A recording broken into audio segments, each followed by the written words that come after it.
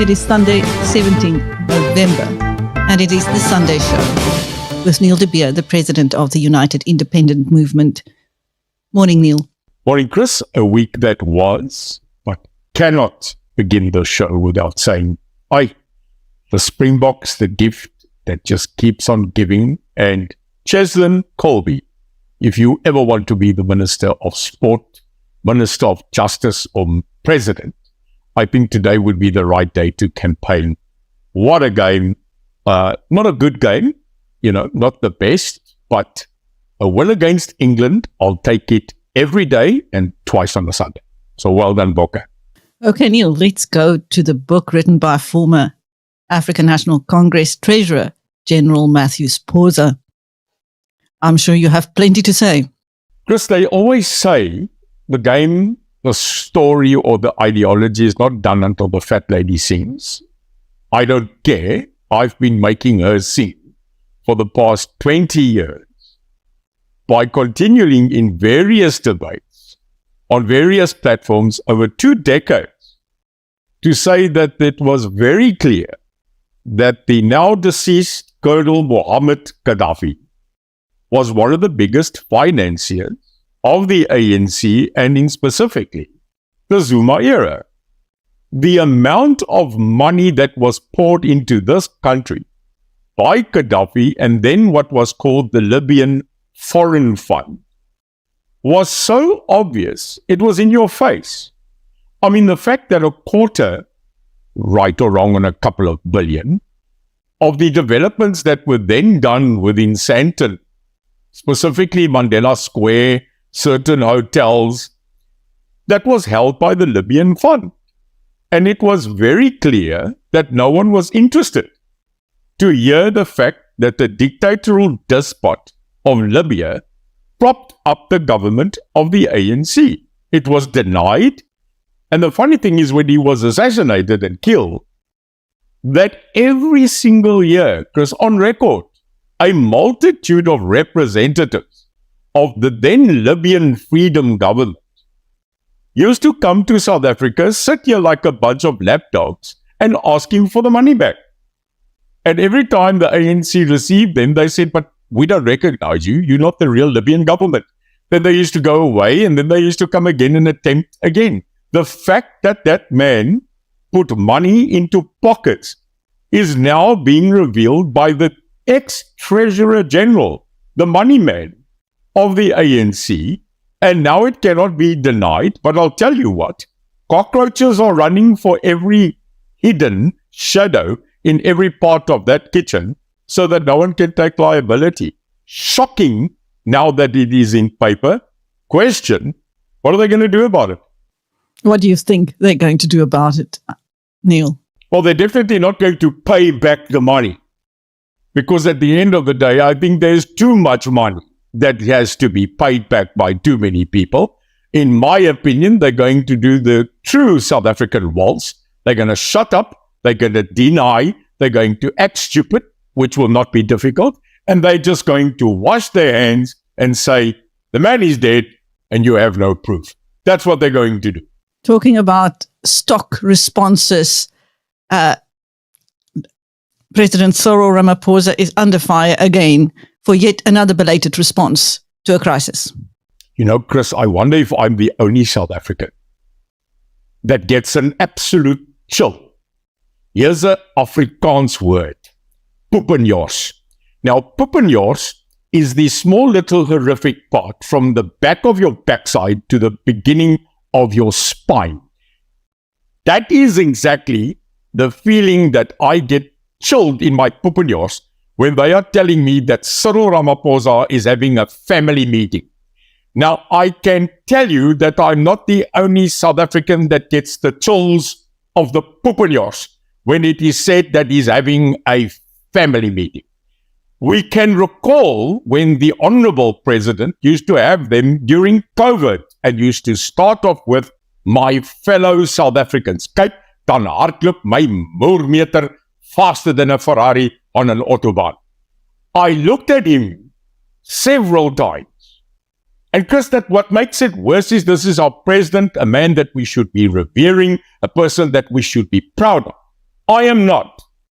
Because whilst he was standing and calling us fellow South Africans, this government stole more than 500 billion rand worth of COVID money. So I'm sorry, every time I see this man calling a family meeting, that thing comes up and then pala. Now there he comes up on a Friday, ons is besig om te braai. Now you want to family meeting with our fellow South Africans. And he stood there and he spoke about what actions, programs, committees, investigations he's now going to launch after tens and tens of people in this country has already died of food poisoning. Now, I'm sorry, Mr. Ramaphosa. It would seem that people think I don't like you. Well, they're right. You won't inspire me to lead an international pillow fighting team against Zimbabwe because he is just not a person that takes decisions. He's not a leader. He's gutless. And I called him on several occasions coward. You don't stand there and tell us what you're going to do. Your government should have done it. Now, in this week, a chemistry expert got up and said that the law, Chris, is clear. No form of agricultural, chemical, or pesticide poison may be decanted and kept in any other format except the official packaging of such poison. That's like saying, don't bring a lighter to an atom bomb. It's horrendous that we've got people that are now standing back and saying, we should shut down these places where we find these traces of poison. Now, if it wasn't this horrific, if it wasn't this sad that children died, children went into spaza shops, apparently buying chips and chocolates and goodies as a child, and dies. And now we want to get up and say, we are going to take action. Now here's the action a president should take. Should have taken. He should have taken the army, the police, law enforcement, medication, people that are of state, and going with force. With force, Chris. Even if you have to set aside the bloody constitution. But go in there, circle a place, shut it down, and clear them. And anybody transgressing must be facing the full force of the law. But now he comes up on TV to say the remedial action that he wants to take. I'm sorry, Cyril. Again, too little, too late. This is the kind of country, the kind of leadership, Chris, that we've got. And I'm sorry if I look at the multitude of leaders in this country. They don't inspire me. You must show yourself as a person that can get up and say, I will defend passionately the lives of the citizens of this country, no matter what it takes. Children died, people died because of a consequence, in my opinion, of a lack of governance in this country. Well, he's got to now shape up, and get this done. Because the citizens, slowly but surely, Chris, are taking the law into their own hands. And they only will do that because there's a shortfall of action of the government. And that's my opinion. Again, we're sitting with a president who has delayed reactions. And it seems, Chris, and I'm not insulting the man, I'm just saying this is his demeanor.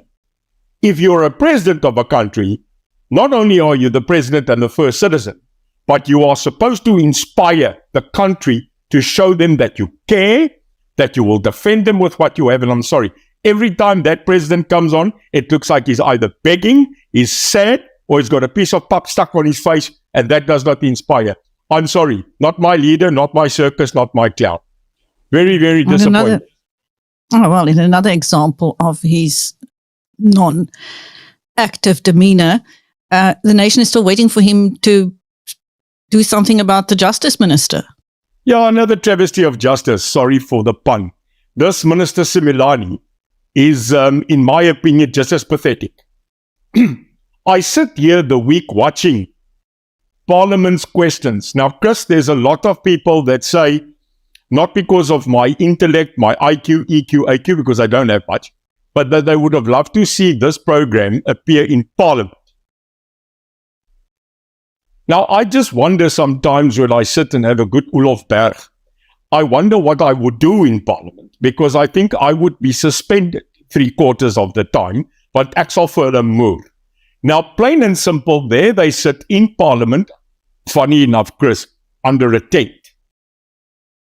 Parliament is currently in a tent because they can't fix a parliamentary building that burned down 4 years ago. Hulle kan nie eens 'n domme se parlement bou nie. Now, can you imagine if they have to build bridges? Oh, yeah. They're sitting in a tent. Well, that's very good because it just means that they are sitting in a circus and all of them are clowns. So there is this minister who gets asked 3 times by 3 various members of parliament to declare what is the status of VBS and her charges. And not once does this minister get up and actually answer the question. And the questions are clear. You were asked to table a report about your benefits of VBS. Did you do it? She misses the point. Then she's asked, what was the outcome of such a report? She misses the point. And then lastly, she has to then actually say, according to a media report 2 weeks ago, that her report, the so-called loan agreement, Chris, between her and a company that was seconded by VBS, it seems that the report says that that report looks like that the loan agreement was written backdated. And that's where it stopped. So again, you are sitting with a minister, but not just a normal minister, Minister of Justice, who seemingly is dodging her own justice. And this is an indictment on everything that we are looking at, because that department, that ministry, is probably one of the most biggest indicators that civil democracy exists, and that is the independence of the judiciary. Mania, there she sits, and she thinks she's clever by chirping us. Now, I am not going to stop being the thorn in the side of that minister. That I can let you know. Meanwhile, Neil, X is awash with photographs of crumbling metros as the sorry state of South Africa's municipalities is making daily life hell for many people. It's shocking. I mean, out of the 200 and what municipalities in this country, I think just over 230, 80% do not have clean audits and 80% are deemed bankrupt. Now, Chris, we used to come from a system, no matter the dictated era of period of time, where we had proud municipalities, where in actual fact this country had no focus actually on national or provincial matter, but your total focus was your home. Now that's not changed. Citizen X, ratepayer, taxpayer, their mindset has not changed, that it now has just forgotten about their home turf. It's just that their home turf has been crumbling and has been absolutely falling apart, has become a disgrace that you cannot blame the people of sitting and being despondent. Chris, if you just look at our metros, you'll remember a couple of years ago, there was a massive implosion of one of the main streets of Johannesburg Metro, where it in actual fact was videoed, where it just collapsed in a horrific scene in the middle of Johannesburg. You will not now be surprised when I tell you that that place has never been fixed. That I've in seen actual the fact they photos. drive around it. We can now sit back and say that the normal citizen, ek praat nou van my, I'm talking about me, Mina, nomslaat. I care about my road, I care about my lawn, I care about my grass, I care about my trees, I care about my water, my refuse, my sewage, my electricity. I care about that. What happens in National Circus actually doesn't have any bearing. Now, can you imagine being that citizen and you face potholes every day lack of water because we're going into a water crisis, no road infrastructure that's dramatically changed, no feeling that there's a beautification of my own town. But Chris, there's good news. There's very good news. I can declare that there was a court case this past week. And in the court case this past week, the judgment was that from hence of this judgment, that city officials, not political parties, that city officials can now be charged with dereliction of duty on the basis that if the municipal area is not kept up to standard, that they can now be charged under the law. Now, I would ask every citizen in this country, because we are all suffering the same, that they should go and study this law and that they should ensure that the citizenry, not politicians, will get up, and if you find that your services are not to the standards, that you should absolutely form entities amongst communities and take that municipality and its people that are sitting on their backsides to court and make them pay, because we are already paying our rates and taxes. We deliver and need those services to be done. So I'm just allowing the citizens of this country to know now is the time to take out your bamboo and Morella. Because if we can't keep them accountable in Parliament, which we can't, then we must take them to court and keep them accountable. I think we'll need special courts to accommodate all those municipal officials, Neil. Meanwhile, have you been following the Zama drama? There's big debate. Should the illegal miners be left to die, or should they be rescued from the illegal activity? What do you say? I think we should get to the terminology of legal or illegal. I think it's very clear and apparent that whatever activities these people have been done is illegal. Let's get there now. I think this debate about miners, illegal miners, Zamas people, let's put that aside. I'm not talking about the humanitarian problem. I'm talking about the law. So number one, they are illegal. Number two, the activities that they were performing is illegal. And that is the first point. I don't think there's debate. Number two, Chris, now that we understand that this is an illegal activity, it doesn't then allow us, in my humble opinion, to cut off our humanitarian ideology. South Africans are not that way. South Africans band together when necessary. I think it is very clear that we are at this kind of moment at a point where we either extract and assist them and then let legal recourse take its place. But the first and most important scenario is to get the human being, not the illegal miner, the human being, to get that person out. Because that is what we will be stand judged on. Not the fact that we brought illegal activities to justice, but that we brought humanity to a human being. No matter the identity, no matter the nationality, no matter the gender or the race, we are now sitting with a human crisis. And I think it is up to South Africans to now say to each other, before it again becomes a meeting of my fellow South Africans. Now, funny enough, that man, my fellow South African, understands crisis at mines, should know what happens when you absolutely do nothing and people die. Marikana, Cyril. So if I was the president, I would be a little bit sensitive when people say people are dying in a mine. Boom. Foul shot right over the head. So it's now up to us. Now again, isn't it sad? Isn't it in indictment that we've got to go to court again? We've got to go to court.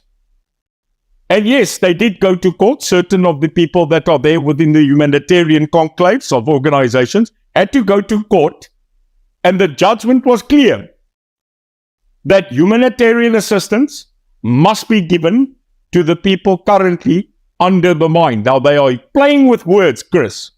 Trapped, untrapped, refusing to come out, whatever. It matters not. When a person dies of hunger, of starvation, of dehydration, it becomes a humanitarian crisis. And that's not South African. That's not how I know South Africans. So I think it is time that they get taken out, that they be brought up, that they are being taken care of as a human. Whatever process after that must follow. It must follow. But the fact is, we need to also understand, Chris, how did it get there? We need to understand how did it get there to a point that 1,000, 2,000, 3,000, whatever the amount of people are currently in that position. We've got to now have I would beg an inquiry. I would beg an investigation on everybody, from government right to the bottom. Because in my opinion, someone slipped up, someone fell asleep, someone didn't do their job. And I think, Chris, if you really want to know what is my political attitude, there's only one word I'll give you: accountability. And until this government cannot take accountability on all levels, we are sitting with a government that we cannot support. So, Chris, that's it. They need to take them out. They need to get them out. They need to ensure that humanity and humanitarian aid comes. And then the process of law, and I hope we learn from this, because I think we suffer the consequence of not learning from our mistakes. From a humanitarian crisis, Neil, to a party in crisis. The once mighty economic freedom fighters. It seems that Dr. Ndlozi, the long-suffering Dr. Ndlozi, has been banned from attending the elective conference. How much longer can he last there, considering the way he has been treated by Commander-in-Chief Julius Malema? Yeah, Chris, very interesting. But are we surprised? I mean, let's quickly... Yeah, I think his nickname in the EFF is Honorary Butler. I think, Chris, we've got to sit back and right now, watch my eyes. I'm not going, wow. I mean, are we really surprised that Julius, Commander-in-Chief, Honorable Leader, President, Dictator Gadaffi, Idi Amin, Dada, dit alles op sy besigheidskaart. Are we really under the impression that Julius Sello Malema is a Democrat? Are we really surprised that Julius is saying that I'm not going to allow anybody to stand against me? And shoot, thank goodness Floyd is away, because that's one contender gone. And also might just ban Ndlozi from having a seat or a vote at a conference, because Julius, I'm the president for life. Now, there's no surprise from you. There's no surprise from me. In actual fact, if Julius could go have a meeting of his electorate at a spur across the Salad Valley and then just dictate himself as being the person, he would bloody do it. So I'm not surprised. The EFF, though, I must tell you, is looking as the demeanor of its own CIC. Not good, thinning out, and at this current moment looking drastically desperate. Is putting up a good fight, though. You've got to agree. Julius is always coming out in the overall and giving it his best. I think he's one of those people that will fight it until the day he dies. So, I don't think there's much hope of Ndlozi staying much longer there in the EFF. And hey, you might see him in camouflage very soon. I wonder which MK parliamentarian will be kicked out to make space for him, Neil. Oh, they don't care. I think they just walk in, take 14 cards, draw, and if you got number 3, you go. So I don't think they actually care about who they kick out or who they bring in. Chris, the question is, can they keep up by naming the people? Because I think they kind of forget who's in and who's out. And really, to dramatically... I'm struggling. I can't keep up. And the problem is they all wear camouflage. So can you see me? What dress uniform it must be in Parliament when they bring up the pot plants? Thank you. That was the irrepressible Neil de Beer, the president of the United Independent Movement, on the Sunday Show with Biz News. And I'm Chris Steyn. Thank you, Neil. Blessings, Chris. Blessings to all our people.